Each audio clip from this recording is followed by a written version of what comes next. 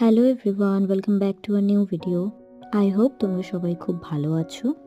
রোজ রোজ হয় মাছের ঝোল অর এলস ঝাল খেয়ে খেয়ে আর ভালো লাগছিল না। তাই আজকে মাকে বললাম আজ একটু দই মাছ বানাই। মাও দেখলাম রাজি হয়ে গেল। তাই মাকে বললাম তুমি একটু নুন আর লেবু দিয়ে মাছটা ম্যারিনেট করে রাখো, আমি এদিকে মশলাটা রেডি করে নিচ্ছি।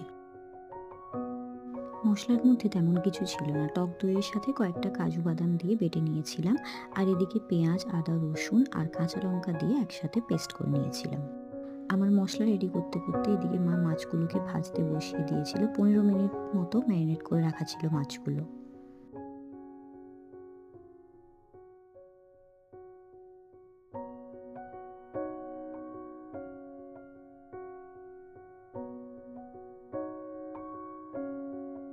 অল্প মতো ভাজলেই হতো, কিন্তু মা একটু বেশি ভাজা করে ফেলেছিল।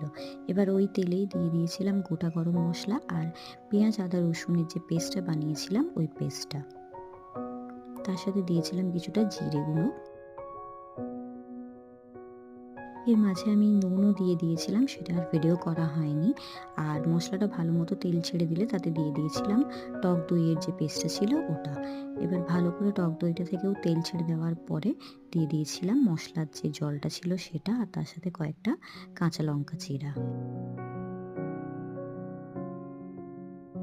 ঝোলটা ফুটে যেতেই দিয়ে দিয়েছিলাম মাছ ভাজাগুলো, আর উপর থেকে দিয়ে দিয়েছিলাম কিছুটা গরম মশলা গুঁড়ো। একটু ঘি দিলেও হতো, বাট ওটা আর আমি ইউজ করলাম না, তোমরা চাইলে ইউজ করতে পারো। ভিডিও ভালো লেগে থাকলে do subscribe to my channel. Thank you.